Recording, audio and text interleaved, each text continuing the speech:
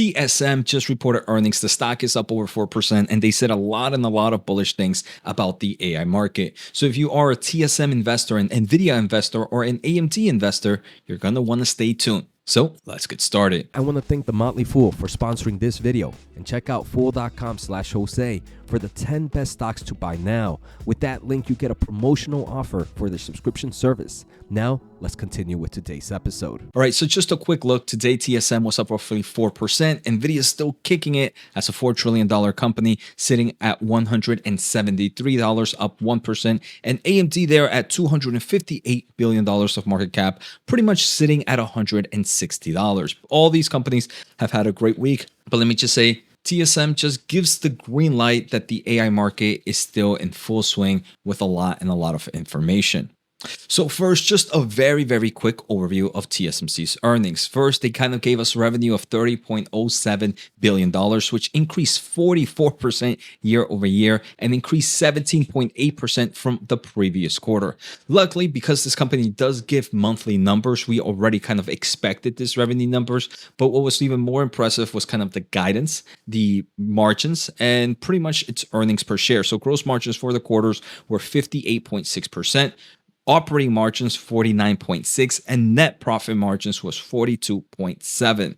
We are going to see the overall breakdown, but as we're going to just a kind of too long don't watch, they mentioned that their business in the second quarter was supported by continued robust AI and high performance computing related demand. And moving into the third quarter 2025, we expect our business to be supported by strong demand for our leading edge process technologies. So that kind of tells it all. Remember, the chips that they're making today and the chips that they're making next quarter are not chips NVIDIA, AMD are going to sell right away. They still have to do a lot of kind of the manufacturing, the creation, finishing the end products, being your AI accelerator, your CPU for your PC or whatnot.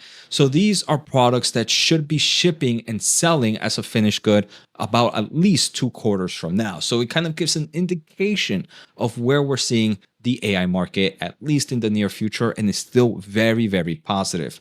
Now, I kind of want to talk about the AI demand because this is exactly what's driving the growth. So TSMC's management reports exceptionally strong and accelerating demand for AI computation, driven by the explosive growth in AI model usage. So more people are using AI nowadays, which is driving even more demand. As we're going to see, there's another thing. As more AI models become more complex in time of thinking in form of AI agentic, it's going to drive even more and more demand, so on. So right now, not everyone is using AI. We don't have the best AI model. We don't have the strongest AI model in the consumer space. But when that happens, the demand is going to continue to be explosive. And let me just say, for someone who has been following the semiconductor market, for TSM's management, who is usually very, not conservative, but they just say it how it is, for them to be saying things like robust, explosive demand, it tells you that this market is really there right now. So this actually led them to increase their revenue guidance by up to 30% revenue growth for 2025.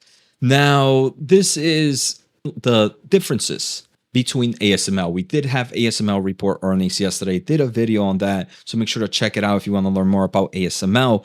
But ASML kind of still maintained their revenue for 2025. TSM went above that and it was like, you know what, we're actually growing even faster and faster. And the demand is broadening beyond traditional hyperscalers to include sovereign AI initiatives, signaling widespread global adoption. All this is something NVIDIA's Jensen Huang has been talking about for numerous quarters already, but it's great to see TSM finally discuss it a little bit more. And kind of like I mentioned, the mega trend for AI, where increasing model complexity and token volume directly translate to more leading edge silicon demand. Now, there are obviously some constraints still. So the company mentioned CoWoS packaging constraints. The demand for this advanced packaging, which is what is needed to create a lot of these AI accelerators, the company is aggressively building new facilities, but expects the supply-demand gap to persist well into 2026. They are in a mode trying to narrow the gap, but still so much demand here for AI, no matter how much capacity they build. I think this all is all that's needed for kind of like that green light that the AI market is still pretty healthy. Now, I kind of want to just showcase the revenue outlook or revenue by technology for this quarter. Over 75% of revenue came from what is known as advanced manufacturing, 7 nanometer, 5 nanometer, and 3 nanometers. I think that was 74% if you add these up real quickly. The other 26% is from your mature nodes. Remember, TSM focuses on the complex mature nodes, so these aren't necessarily a commodity as many might consider. And now in revenue by platform, you can see high performance computing, which is where your AI chips represents 60% of the market right now. 27% is smartphone. The smartphone did grow 7% on a quarter-over-quarter basis. This might be some healthy indication if you are in the smartphone business about maybe a nice December quarter, right? If you are getting ready. So maybe they might just be getting ready for that holiday season by making the chips now. And like, remember, I told you, it takes some time for those chips to end up as a finished good. Now, I want to talk a little bit more of some other stuff, but if you are getting some information, and I hope you do, this is the point of this channel, to teach about the semiconductor market. This is the best place. I would say no one is providing as much free information as I am with this much knowledge in this industry. So if you can, make sure to hit the thumbs up and the subscribe button. I'm trying to hit 75,000 by the end of the year. Check out my free newsletter, whatthechiphappened.com. I cover this and other earnings this week. Make sure to check it out. Link down below. And if you want to support the channel, check out fiscal.ai/Jose. That is the platform I use for all my data analytics in the industry, in the stock market. I use it almost in every other video. Check it out. The link is down below. If you sign up using my link, it helps the channel dramatically. Now, the next thing here for TSMC, back to the episode, right? We kind of talk about global expansion. TSMC is building a lot of plants. They mentioned they're building 11 new wafer fabs in Taiwan, 4 new packaging facilities in Taiwan, and about 6 advanced fabs in Arizona, which includes kind of that 160 billion investment that they mentioned in the United States. Now, it is important to understand what this might do with the company. First, obviously, they're building these much fabs because they see the demand picking up, right? No one's going to build these many fabs just for fun. These fabs are expensive. So if they're building it, is because they see the need for them a few years out from now. It takes time to build them, and not all of them are being built out at the same time. There's kind of layers. But regardless, the indication here, the indication that you should take from seeing this is these fabs are expensive. The only reason TSM would kind of spend this type of money is if they see the semiconductor market continue to expand at some dramatic levels. Now, unfortunately, with the overseas, they mentioned that the ramp of overseas facilities is creating structural margin pressure, with slightly more than 100 basis points impact from the ramp up of their overseas fabs in Q2. Management forecasts gross margin dilution from overseas fabs of 2 to 3% every year in the early stages, and it will eventually widen to 3 to 4% in the later stages over the next 5 years, but they're still pretty hopeful that they will maintain at least a 53% gross margin. Now, they also talk about 2 key technologies, and obviously right now it's all about AI accelerators. But what happens the edge AI opportunity? What happens when on-device AI becomes something? And is that happening really soon? There might be some investors that expect on-device AIs to happen this quarter or maybe next quarter. They kind of tell us to take a little bit more patience, and I'll explain a little here. So while data center AI explodes, on-device AI is progressing steadily. Unit growth is mild, but the complexity and size of AI chips in edge devices are increasing, promising future growth after design cycles complete. So some might be wondering, okay, Jose, when are these design cycles going to start? And management projected that investors should wait another probably 6 months to a year to see an explosion, noting that design cycles take 1 to 2 years for their customers to complete their new design on the product. And these edge AIs could be more chips on like your smartphone, on your PCs for on-device AI. It could be the future AR, VR glasses, AI glasses, and some form of new AI technology consumer tech good. But regardless, they do see it coming. It's just not going to happen this quarter or next, maybe in the maybe 6 months out, or maybe even pushed out to a year. So I like that. This is the type of information you're not going to hear anywhere. And if you are maybe like a Qualcomm shareholder, you can take that and say, maybe 6 months from now, maybe a year from now, is when that company really has a true growth story. Now, the second thing they talk about in terms of their technology, the power efficiency. So for massive AI data centers, power consumption is a critical bottleneck, right? Every time we hear about data centers and AI, the first thing we hear is, what about power constraint?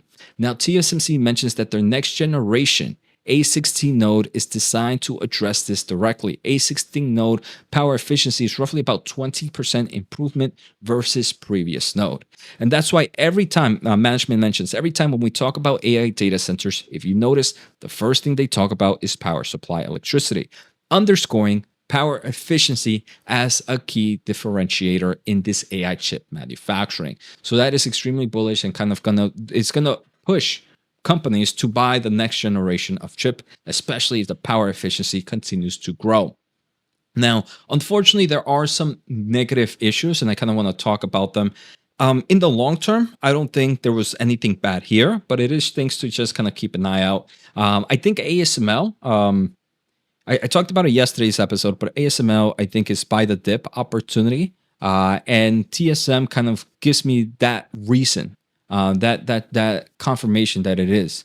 So despite the bullish demand outlook, TSMC faces some pressure that could impact profitability. Nothing crazy, but the company expresses confidence in maintaining gross margins of 53% or higher, which is what I talked about, but acknowledges several challenges. The first is kind of the strengthening of the new Taiwanese dollar, and the cost of ramping up new overseas fabs are creating considerable margin pressure, as shown by these key impact features. So they mentioned for quarter two, about 220 basis points in gross margins were impacted by foreign exchange headwinds. They mentioned for quarter three, it's actually going to go up to 260 basis points. They also mentioned, like we saw in quarter two, overseas fab were about 100 basis points. In a 5-year, this is expected to be somewhere between 3 to 4%, so 350. So these are things to consider when kind of if you're doing some form of projection. Regardless, we see the long term is there. This is more just nitpicking of how to properly value the company. Now, potential tariffs could impact consumer-related price sentiment segments, leading to a more conservative business plan for the second half of 2025 and 2026. So this is funny, right? Because ASML actually gave the same uncertainties and concerns about tariffs. The main difference here is TSMC is still seeing that growth, and they still feel confident talking about that growth. And I think that's why this stock, even though they mentioned those concerns, it still was up regardless, while ASML kind of created some other sentiments and some uncertainties. So overall, the company did kind of give more of a cautious stance for quarter four, but yet the company still expects a 30% year-over-year revenue growth for 2025. If that's conservative, I'm going to wonder and going to laugh what the actual number is when they actually report earnings, because this demand is going to continue to grow. So I hope you guys enjoyed today's episode. Take care, have a good day, and see you all next time.